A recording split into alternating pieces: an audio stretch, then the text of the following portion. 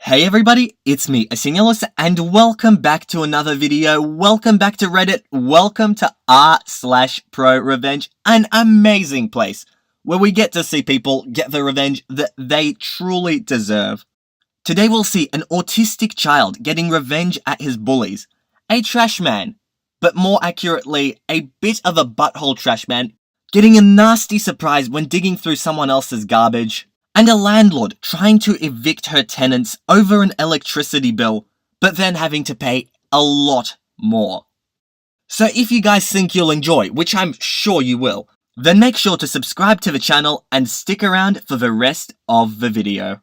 High-functioning autistic son shuts them up hard. My son is a high-functioning autistic. He is my heart walking around outside my body. He's as deep as the ocean and teaches and humbles me every day. When he was about 8, he developed alopecia, patchy hair loss. He's good with it and will explain it when approached nicely about his hair. He comes to me one day visibly upset and asks me how mean people can ask about his hair, and it makes him feel bad when they ask and he doesn't want to answer them because he feels that they're mean. Kids know, man. Kids know. I took him aside to find out what he meant, and he gets this vibe from some people that they aren't nice, and they're asking to see if it bothers me. He's pointed out a few people to me that he gets the vibe with, and he's not wrong, because they're all just walking doucheballs. I know everyone in my town, literally everyone. He's not wrong. So we hatch the plan, and I explain what I want him to say. He has questions, but sees the revenge in it and laughs about it. We practice his delivery quite a bit, and Mum catches wind of it. Mum is not pleased, but is only mildly against it. She told me I was going to hell for it, but I think sometimes people need a lesson in humanity. They need to be taught how to be one. So a few months of practicing what to say and how to deliver it, I give my son the go-ahead. We're out in the grocery store, and this D-canoe walks up and touches my son's head. Big no-no for autistic people, and says, "What's the matter with your hair? Did you cut it off yourself?" My son glances at me with that gleam of cold revenge. I give him a barely perceptible nod, and he looks at the douche, shrugs his shoulders, sighs while looking downcast and sad, and says, "Chemo." The guy looked like he was kicked in the nuts. Stammered and stuttered and turned around and left his grocery cart full of stuff. He never asked my kid about his hair again. He doesn't stay around when he sees me or my boy, which is fine with both of us. My boy has only used that answer a few times, but the delivery is perfect, and the results are the same each time. Yeah, my wife might be right, but it instilled some power into my kid when he often felt powerless. Peace. What I love about this man is that he was able to use just one word to change people's opinions about his son. And maybe his wife isn't too happy, but I swear this probably works a lot better than getting angry or screaming or yelling, and should hopefully serve as a good lesson for anyone trying to make fun of this kid. Trash man digs through garbage and gets a nice surprise. My mum lives in a really small town where people get into other people's business quite often. My brother and his family live next door to my mum on opposite ends of a shared property. Though it is shared land, they do have separate addresses for their homes. They will often share responsibilities and the like. Well, neither household accumulates enough trash each week to justify both of them having a trash service. My mum pays for the pickup and they share a trash can. They rarely even fill the one can between the two households. The trash man noticed a piece of junk mail with my brother's name and address on it and had a fit, saying that they had to pay for their own trash service. My mum ignored him. They weren't doing anything wrong. Trash man didn't like this. He started going through her trash before dumping it in the truck to make sure there wasn't anything in there with my brother's information on it. My brother's household started burning all junk mail, so no one is the wiser, even if they weren't doing anything wrong. the trash man kept threatening to have their service cancelled. Again, my mum ignored him. He kept digging through the trash and just being a D in general. I told her she should have him reported, but she didn't. Fast forward a couple of weeks. My mum has chickens. Something kept killing my mum's chickens. My brother set up a trap to catch or kill whatever it was, and they waited. A few days later, the culprit of the chicken killing was caught. It was a skunk. At this point, the skunk was dead and smelled awful. Instead of disposing of the skunk properly, my mum decided to be a D. She had my brother put the skunk in the trash can, under a bag of trash. It baked in the sun for a couple of days before the trash man came again. My mum stood outside and watched as the smug trash man opened the can to dig through it, and gagged from the stench of the dead, recently sprayed skunk. I don't think my mum had ever been so proud of herself. Trash man stopped digging through the trash and stopped making threats after that though. There were just some notes at the end explaining that where they live, it's a rural town and trash collection is optional because some people just prefer to drive it down somewhere themselves.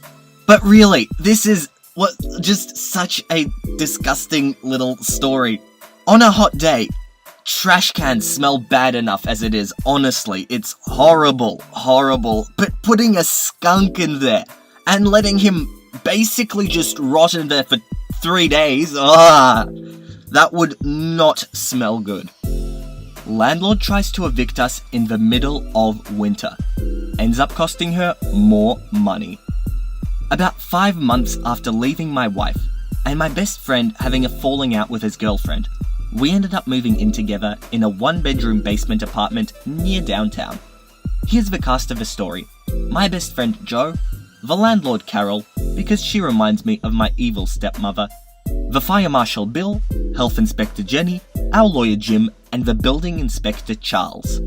We ended up moving in during the spring of 2007. It was a small apartment and the utilities were included in the rent. We were paying $600 a month. I took the bedroom while Joe slept in the small living room / kitchenette on the couch. There were some problems with a couple of the items, but it wasn't anything I couldn't fix. Carol didn't mind me putting down new cement for the basement steps or fixing the awning outside of our door so it wouldn't leak. Things were looking good until the fall and winter hit. Every time it rained, the water would come down and flood the basement. I had to invest in a shop vac to suck up the water. When it got cold, the heating ducts were virtually useless, so we had to run the stove to keep warm. This worked out okay until February the next year, when Carol got her electric bill. I worked nights and was sleeping when she came down and told Joe that we had to leave because her electric was too high.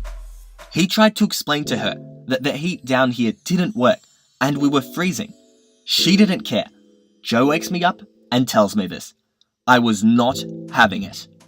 Joe and I went to the city hall and went to the Board of Health office. That is where we met Jenny. We explained our situation to her and she set up a time to investigate it with Bill and Charles. About 3 days later, Jenny, Bill and Charles show up at Carol's door and demand to investigate the basement. Carol is annoyed.